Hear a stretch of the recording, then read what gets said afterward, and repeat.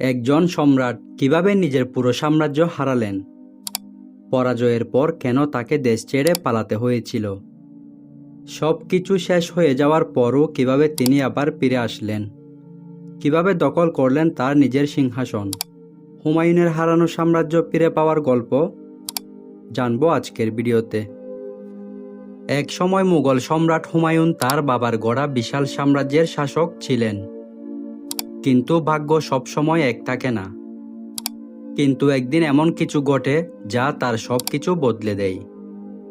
হুমায়ুন ছিলেন মহান সম্রাট বাবরের পুত্র। 1530 সালে বাবরের মৃত্যুর পর তিনি সিংহাসনে বসেন। কিন্তু সিংহাসনে বসা যত সহজ, ধরে রাখা তত কঠিন। তার শাসনের শুরুতেই সমস্যা শুরু হয়। তার ভাইদের মধ্যে দ্বন্দ্ব, অভ্যন্তরীণ ষড়যন্ত্র সবকিছু তাকে দুর্বল করে দেয়। আর এই সুযোগটা নেই এক ভয়ঙ্কর প্রতিদ্বন্দ্বী। সেই ছিল শের শাহ সুরি, একজন শক্তিশালী ও কৌশল শাসক। শের শাহ সুরি ধীরে ধীরে শক্তি বাড়াতে থাকে। তার সেনাবাহিনীতে ছিল সাংগঠনিক, পরিকল্পিত এবং ভয়ঙ্কর। আর তারপর শুরু হয় সেই যুদ্ধ যা হুমায়ুনের জীবন বদলে দেয়। 1539 সালে চৌসার যুদ্ধে মুখোমুখি হয় দুই শক্তি। হুমায়ুন আত্মবিশ্বাসী ছিলেন, কিন্তু বাস্তবতা ছিল ভিন্ন। একটি ভুল সিদ্ধান্ত তার সবকিছু শেষ। যুদ্ধে হুমায়ুন ভীষণভাবে পরাজিত হন। তিনি নদীতে ঝাঁপ দিয়ে প্রাণ বাঁচান। একজন সম্রাট নিজের জীবন বাঁচাতে পালাচ্ছেন। এরপর 1540 সালে খানজের যুদ্ধে আবার পরাজয়। এইবার তিনি পুরো সাম্রাজ্য হারান। একদিনের সম্রাট, পরের দিনই নিঃস্ব। হুমায়ুন বাধ্য হন পালাতে। তার সঙ্গে ছিল অল্প কিছু সৈন্য এবং পরিবার। কিন্তু সামনে অপেক্ষা করছিল আরও ভয়ঙ্কর কষ্ট। তিনি মরুভূমির দিকে পালান। তৃষ্ণা, ক্ষুধা, প্রতিদিনই ছিল বেঁচে থাকার যুদ্ধ। ভাবতে পারো, একজন সম্রাট পানির জন্য হাহাকার করছে। এই কঠিন সময়ে তার স্ত্রী হামিদা বেগম তার পাশে ছিলেন। এই সময়ে জন্ম নেয় তার ছেলে আকবর। একদিকে রাজ্য হারানো, অন্যদিকে নতুন জীবনের জন্ম। পরিস্থিতি এতটাই খারাপ ছিল, হুমায়ুনকে এক জায়গা থেকে আরেক জায়গায় পালাতে হলো। কোথাও তার জন্য নিরাপদ আশ্রয় ছিল না। শেষ পর্যন্ত তিনি পরাস্যে আশ্রয় নেন। সেখানে তাকে সাহায্য করেন পারস্যের শাহ। এখান থেকেই শুরু হয় তার নতুন যাত্রা। পরাস্যে তিনি নতুন করে শক্তি অর্জন করেন, সেনাবাহিনী গড়ে তোলেন, কৌশল শিখেন। এবার তিনি ফিরে আসবেন প্রতিশোধ নিতে। 1555 সালে তিনি দিল্লি পুনরুদ্ধার করেন, আবার সিংহাসনে বসেন। হারানো রাজ্য আবার ফিরে ফেলেন। কিন্তু ভাগ্য আবারও খেলা দেখায়। তার সবচেয়ে প্রতিদ্বন্দ্বী শের শাহ সুরি এর মৃত্যুর পর সাম্রাজ্য আরও দুর্বল হয়ে পড়ে। এই সুযোগটাই কাজে লাগান তিনি। তার পাশে ছিল বিশ্বস্ত সেনাপতি বৈরাম খান, যার কৌশলে মুঘলরা আবার শক্তি ফিরে পায়। লাহোর, দিল্লি, আগ্রা, এখন কি করে সব শহর পূর্ণ দখল করবেন?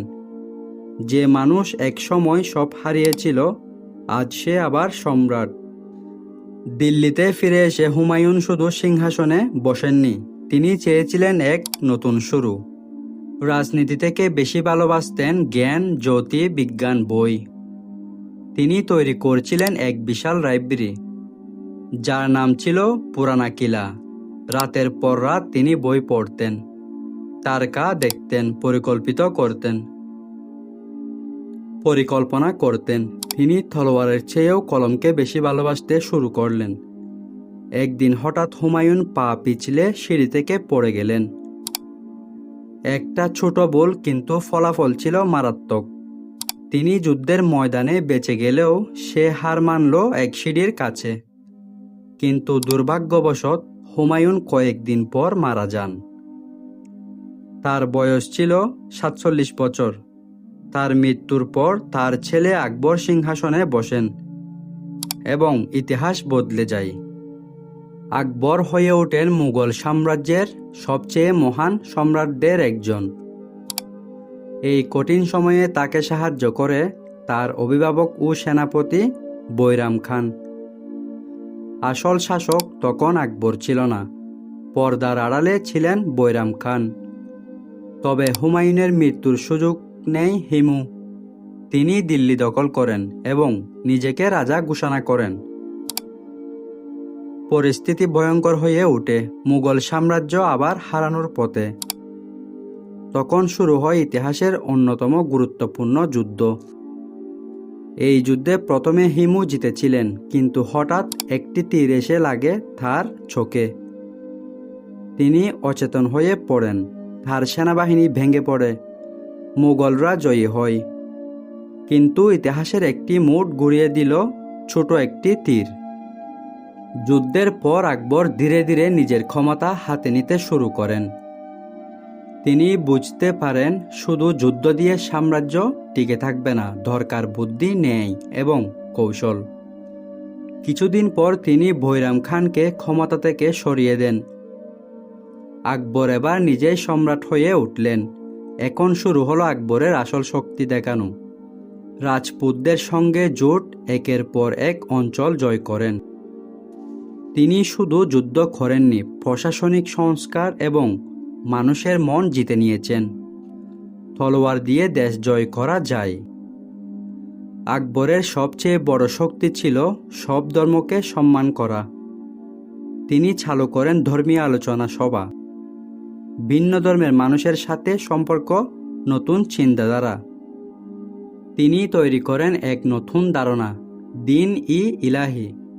তিনি শুধু একজন সম্রাট না, তিনি ছিলেন একজন চিন্তাবিদ। যুদ্ধ জয় শুধু শুরু ছিল। আকবর বুঝতে পারছিল সাম্রাজ্য টিকবে যদি মানুষ তাকে ভালোবাসে। তিনি রাজপুত্রদের সঙ্গে জোট বেঁধে শান্তি বজায় রাখলেন, প্রশাসনকে শক্তিশালী ও সুনিশ্চিত করলেন। কৃষক, সৈন্য, সাধারণ মানুষ সবাইকে গুরুত্ব দিলেন। একজন সম্রাটের বড় কাজ শুধু যুদ্ধ করা নয়, মানুষের হৃদয় জয় করাটাই ছিল তার আসল শাসন। একটি 13 বছরের ছেলে ভয়কে জয় করে ক্ষমতায় উঠেছিল। তার ছোট পদক্ষেপ পুরো ইতিহাসের দ্বারা বদলে দিল দিল্লিকে। বন্ধুরা, এই ছিল আজকের ভিডিও। দেখা হচ্ছে পরবর্তী ভিডিওতে। ধন্যবাদ।